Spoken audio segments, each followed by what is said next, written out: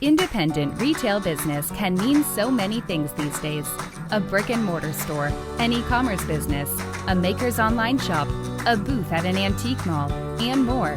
No matter which category you're in, Kathy Cruz, a fellow retail business owner and retail educator, will teach you how to market and manage your business efficiently so you can spend time doing other things you love. Welcome to the Savvy Shopkeeper Podcast. Welcome to episode 56 of the Savvy Shopkeeper Retail Podcast. I guess this is technically part one of the Retail CEO Challenge, Systems and Processes. I'm your host, Kathy Cruz. So when I started Savvy Shopkeeper, I quickly learned that there wasn't a perfect paper planner for independent retailers. Part of the reason is that many independent retailers have unique business models or different needs. And I can't tell you how many times I've heard shopkeepers who said that they had paid up to $80 for a yearly planner, only to find it didn't give them what they were looking for, or that they just gave up on it, probably after the first month they started using it. So 3 years ago, I started creating the Shopkeepers Planning and Tracking Worksheets. Since then, I've improved the worksheets and I've added more worksheets. And I add more worksheets based on the feedback that I get from the women or the group members in Savvy Shopkeeper. And that would be the Shopkeepers Lab and Master Shopkeepers. And then I realized the worksheets were being used. I think I created them because I needed them, and hoping that they would help others. And then I've learned people really do use them. Shopkeepers are using them and that they're helpful. And most importantly, these worksheets laid the foundation for retailers to create and customize their own planner. It gave them a system. Someone I want to give a shout out to is Lindsay of Yarn Garden in Michigan.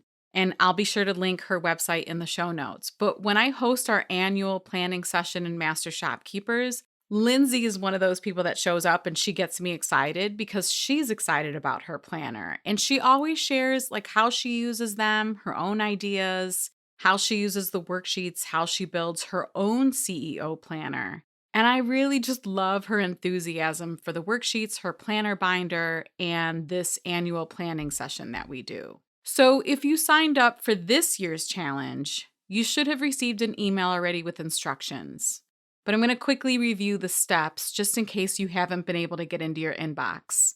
And these are the steps that I recommended for part one, is to go ahead and buy or reuse, if you want to repurpose one, a 3-ring binder. And then you can maybe personalize it with your logo or stickers or do whatever feels good to you. Second is pick and choose the worksheets that work for your own business. And I think at this point there are 15 worksheets. Like I mentioned, I add to the worksheets throughout the year. But pick the ones that work best for you and download them. And then you'll want to go ahead and print them and punch holes into them if you have a binder. If you're putting them into a folder, you don't have to worry about punching holes into them.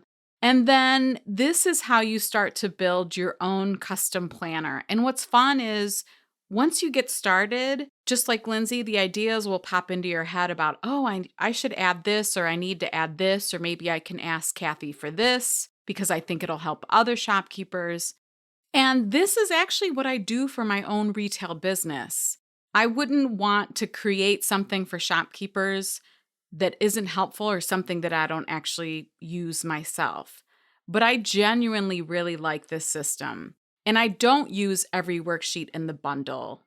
I don't use every single one. I create them based on what everyone else needs. And then I pick and choose what works for me. And just like I recommend to group members or anyone that joined the challenge, be sure to do the same for you. Choose and download and print what works for you. I also don't want you wasting printer ink, right? So today, part one of the challenge is one of my favorite topics to talk about. And I'm not sure I've ever really gone into detail on a previous episode about this, but it's systems and processes. And when retailers tell me they don't have enough time in a day, this is usually one of the culprits. There are other reasons that hopefully I'll get into in future episodes, but this is a pretty big one. Setting up systems and processes in your business can save you hours each week. Not just hours, but some headaches too, and I'll explain that in a little bit.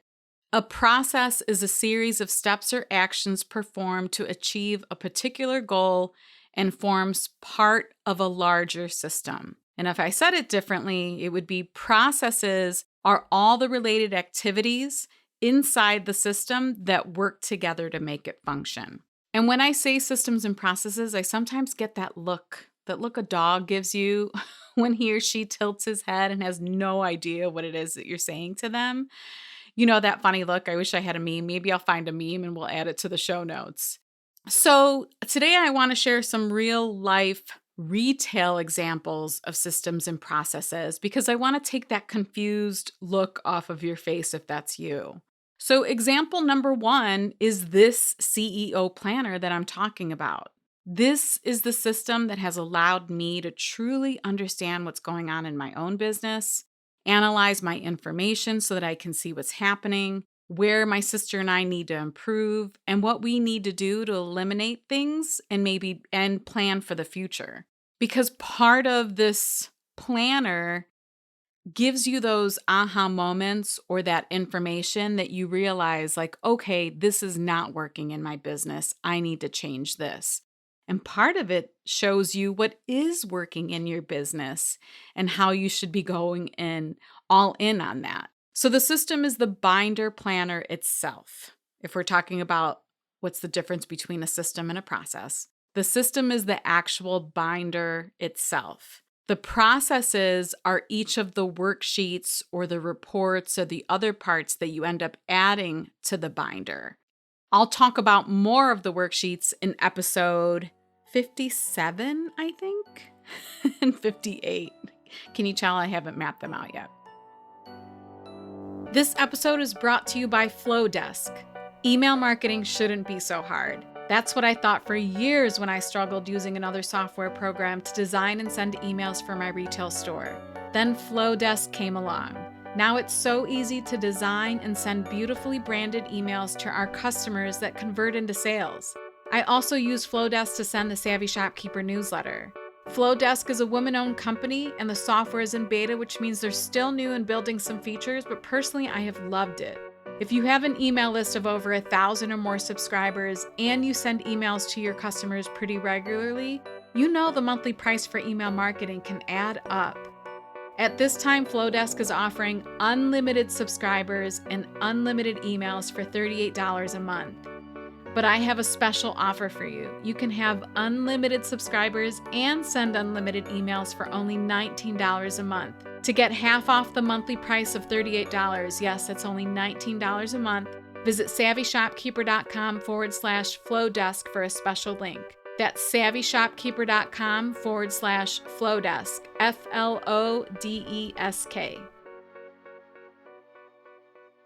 Anyhow, this system is extremely important in my business because I'm not neglecting or avoiding some of the most important pieces of information about what's going on in the background of my business. The processes are important because having something designed for retailers saves me time throughout the year. All right, let's move on to example number 2. Example number 2 is the system we have established at my own store for custom painted services. I know in both the lab and master shopkeepers, there are quite a few retail store owners who specialize in selling paint, and it's a variety of paint lines, all from all different companies.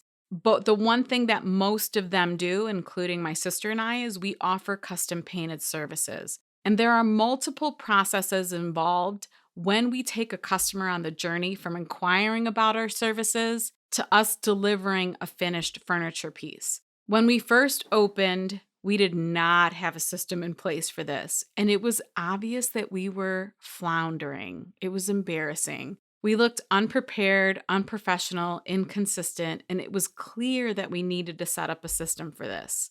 Not only does a system help you look professional and be prepared as a business owner, you'll see it creates efficiency. And when I only work 12 to 20 hours per week in my retail business, efficiency is key. It is so important. If I'm there only 6 hours, I have to make the best of those 6 hours. Okay, so for those of you with furniture painting services, you're probably thinking, Kathy, can you just get to it? Like, I need to hear what this system is, right? So let me break it down for you. Here are the processes in our system for custom painted furniture services. In this episode, I mean, really, I could take a whole hour to talk about the system. So I'm going to have to make this brief, but at least I'll give you the 8 steps involved. So the first step for us was to create a page on our website and to create a hard paper version of this too, so that we could just point people to the website and it shows them what it is that we offer and what we don't offer. The second part of the system is we created an online form because part of doing custom services and giving someone a quote involves many questions. So instead of me standing in the store for an hour talking to our customers, and I love to talk to our customers, but if I'm only there 6 hours, I can't spend an hour on this.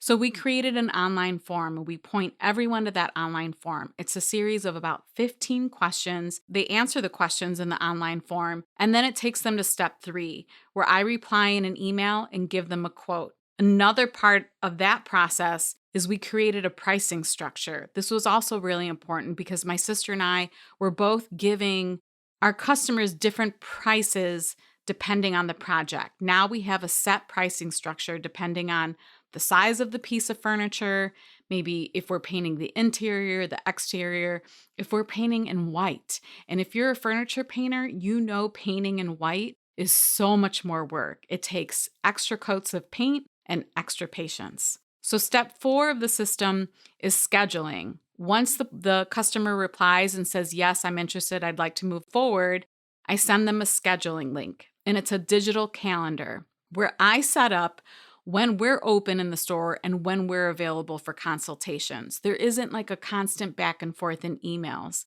And if you're wondering what we use Calendly. It's Calendly, and I'll have it linked in the show notes. Another option that I know people use is Acuity. We'll link that in the show notes too. But we use Calendly. It works really well. And it eliminates going back and forth with someone to try to figure out what day and time works best for everyone. Step 5 is the actual consultation. They show up on their scheduled date and time. We do the full consultation. They drop off their piece of furniture. The next step during that consultation, the next process, is the written agreement. We have a 2-page written agreement. We want everything that we offer and that we do and our terms to be really clear. The customer then pays a deposit. The next process is the work and service. It's the work that we perform on their piece of furniture. And then the last step is the pickup. We schedule a pickup.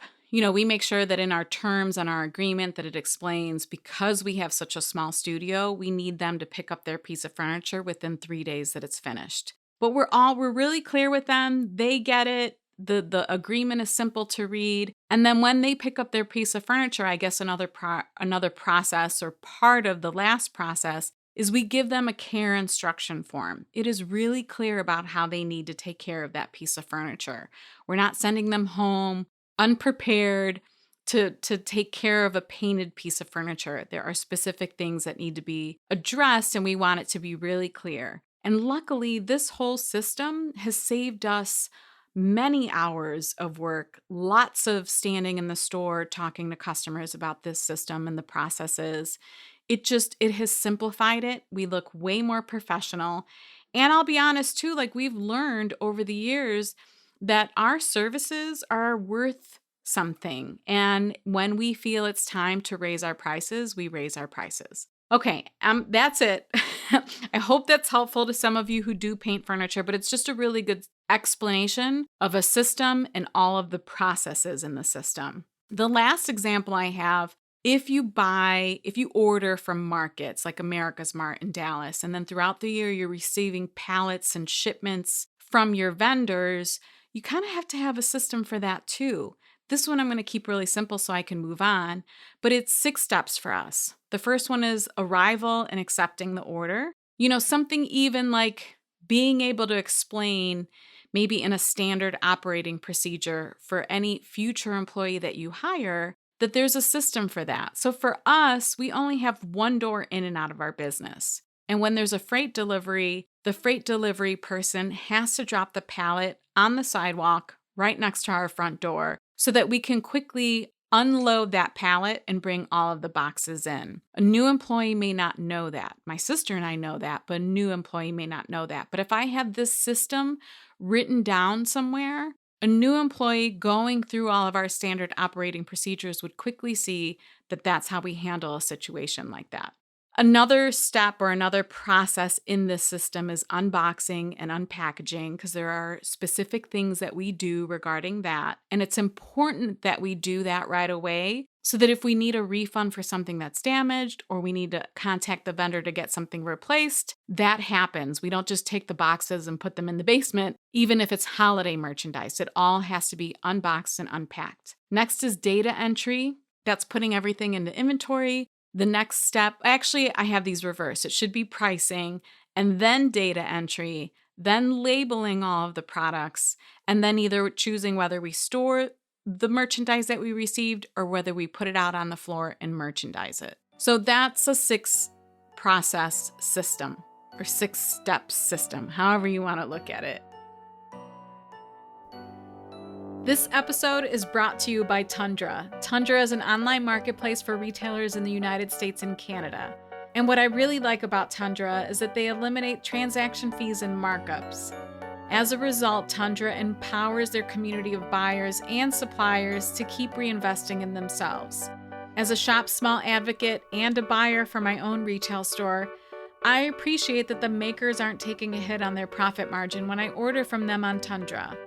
From home decor to beauty and fashion, there are hundreds, probably even thousands of suppliers to buy from. If you're a brick and mortar store owner and you open a new account, you'll get $50 off your first purchase with Tundra. To get this special offer, visit savvyshopkeeper.com/Tundra. Again, it's savvyshopkeeper.com/Tundra, TUNDRA, and you'll get a special link to get $50 off your first purchase. So how does this pertain to the 2021 Retail Challenge? Several of the worksheets in the bundle are designed to specifically tackle systems and processes. Using these worksheets or creating your own, hopefully the worksheets that are in there inspire you to set up other systems, and then seeing the results from them will hopefully get you to create more systems and processes in your business. You'll see how this saves you time and creates uniformity for everyone on your team. You won't have team member A saying or doing one thing, and then team member B saying or doing another. And that can result in a really confused or frustrated customer. Or it could result in a confused and frustrated business owner, and no one wants that, right?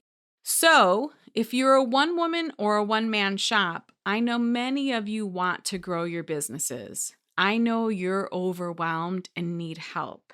And to you, I say, don't neglect setting up systems, because in the future, when you do grow your team, training them is going to be so much easier. Don't think like, I don't need to document that, or I don't need to create a system for that, because it's just me. But I know from lots of conversations that many of you want to grow, you just don't know how, or the fear of training someone plays a role in not growing. This is going to help you get there. If you're building your CEO planner, make sure this binder inspires you to do the work. So like I mentioned earlier, you can add stickers to it or create a cover on the binder or the folder that you use that makes you happy, that makes you want to go in there and do the work every month.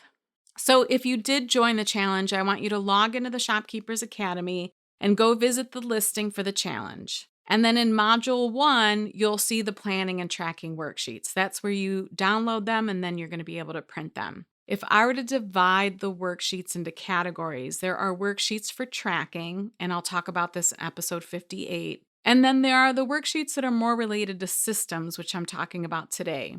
And there are worksheets for analysis and being the real CEO in your business, and we'll talk about those in the future too. So I'm going to quickly review out of the 15 worksheets that we have in that module, which ones pertain to systems and processes. So the first one is the marketing calendar. And this is a 12-month calendar with important retail dates and holidays so that you can plan for the future. The actual full calendar is the system. And then all of the processes is the work that you'll do within that calendar. Okay, the next one is the event planning worksheet. And I want to give a shout out to Samantha of Absolutely Southern Designs for giving me a template that helped me build this worksheet. I'm really grateful to her. She's always so giving and willing to share. But this one is really important because this really does create a system for planning events and then reviewing the event after it's over. And I know many of us aren't hosting in-person events, but online events take some planning and effort too. My sister and I just hosted a Facebook Live clearance sale event, and that takes a bit of effort. Having a planning worksheet like this will help you be prepared for that event. Not only does the event planning worksheet help you plan, but like I said, it's actually a system and process tool. It lays out the steps you need to host the event, and then part B of the worksheet gives you the information you need to review the results and the outcomes of the event. The next worksheet that I would say is a systems and processes worksheet is the daily cash drawer report. This worksheet is most likely one process out of many in your opening and closing system. So some of you might have like an opening checklist or closing checklist. You would add this as part of that system. And it's a simple tool, but it helps to have all team members go through the same process for counting the cash in the drawer or whatever else it is that you might need when that happens. I can't tell you how many retailers were happy when I added this to the lineup of worksheets. We get so busy in our businesses that sometimes it's the simple worksheets and the simple things that get left behind and neglected. Number 4 on the list of worksheets for systems and processes is the order form. Again, this is another simple worksheet, but personally, one my sister and I use often. An order form may not apply to all retail businesses, but personally, we have some products that we either have custom made or that we personalize. So this simple order form creates a uniform system where anyone in my business can see the status of an order placed with us. So for example, we use this for custom-made stools, personalized growth charts. We even use it for pre-orders when we have paint drop shipped to our customers. So this form, even in its simplicity, is extremely helpful in my own business. And then I would say the last one of the worksheets that's a system and process worksheet is the shopkeepers report. And this worksheet is another process in your opening and closing system. It's also, I guess, technically a tracking worksheet. And tracking, again, is what I'll talk about in episode 57. But this worksheet can be used to track daily or weekly information about your shop. Even recording a little detail like the weather for that week or for the day can be an important piece of information for a shopkeeper, because if you're in a cold winter climate like me, you know that a day when it blizzards, can I say blizzards? It can keep people indoors. And it can reflect why your sales might have been low for that day or low for an entire week. If daily sales goals are important to you in your business, this is one important piece of information that brick and mortar store owners should track for their businesses. So to summarize, systems and processes are extremely valuable in any business. If you often think, I don't have enough time, setting up systems is one tool that can alleviate a lot of frustration and can open up hours in your business. I hope this episode has helped you understand what systems are, what processes are, and why they help. And more importantly, I hope this episode will inspire you to jot down a list of areas in your own business where you should be creating systems, because they truly, truly are helpful. I can honestly say that the effort we put into systems in my retail store business is one major reason why we were able to work half as much. Like literally, my sister and I cut our hours in half because of COVID. And in 2020, on average, I only worked 12 to 18 hours in my store every week. And I can honestly say that we profited more in 2020. We work less, even during a pandemic. So if you want to sign up for this challenge, it's not too late. It's still open. I kind of felt like in order for people to understand what this challenge was about and what the challenge offers, that maybe I should just keep it open throughout these episodes. So you can visit shopkeepersacademy.com, or you can find the link in our show notes, click there and go sign up. So if you want to see the show notes to this episode or find links to anything that I've mentioned, especially the people that I've given shout outs to, you can visit my blog at savvyshopkeeper.com/episode 56. That's savvyshopkeeper.com/episode 56. And until the next episode, be savvy and boss up.